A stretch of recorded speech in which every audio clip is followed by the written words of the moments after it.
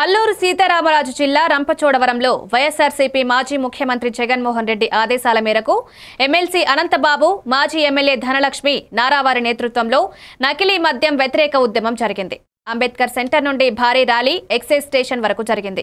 అనంతబాబు మాట్లాడుతూ రాష్ట్రంలో నకిలీ మద్యం వ్యాప్తి పెరిగి ప్రజల ఆరోగ్యం క్షీణించిందని, నకిలీ మద్యం తయారీదారులపై కఠిన చర్యలు తీసుకుని సిబిఐ దర్యాప్తు అవసరమని డిమాండ్ చేశారు. సిబిఐ దర్యాప్తు వచ్చే వరకు నిరసన కొనసాగుతుందని ప్రకటించారు. అధికారులే రైడ్ చేసి పట్టుకున్న సందర్భం ఆ నకిలీ మద్యాన్ని కూడా ఒక పెద్ద కుటీర పరిశ్రమగా ఏర్పాటు చేసి దానికి మన షాపులో అమ్ముతున్న ఏదైతే లిక్కర్ ఉందో ఆ లిక్కర్ సంబంధించిన లేబుల్ అంటించి ఈవేళ ఒక తెలుగుదేశం పార్టీకి సంబంధించిన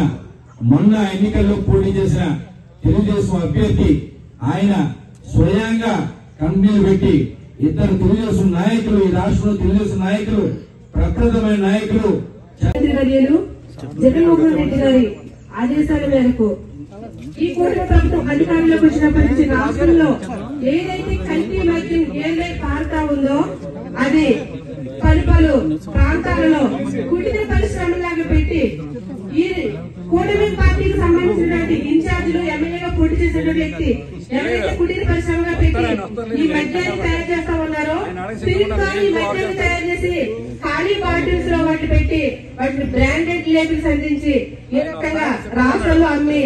ఎంతో మంది చావుకి కారణమవుతా ఉంది కూటమి ప్రభుత్వం.